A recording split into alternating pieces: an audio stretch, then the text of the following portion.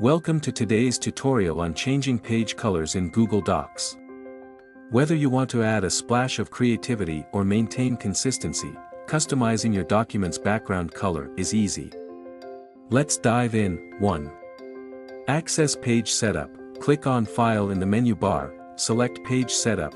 2. Choose a preset color. In the Page Setup box, click the circular page color icon, pick a color from the preset options. Want something unique? Click the icon under Custom to create your own color. 3.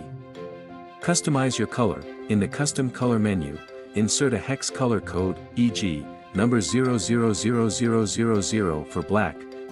Use the color matching tool to find your desired shade. Adjust the hue bar for primary or secondary colors. Click OK when you're satisfied. 4. Apply to all pages. Your chosen color will apply to the entire document. Note, you can't have different colors for separate pages within one Google Docs file. Congratulations! You've learned how to change page colors in Google Docs. Now go make your documents uniquely yours. If you found this tutorial helpful, don't forget to like and subscribe. Thanks for watching.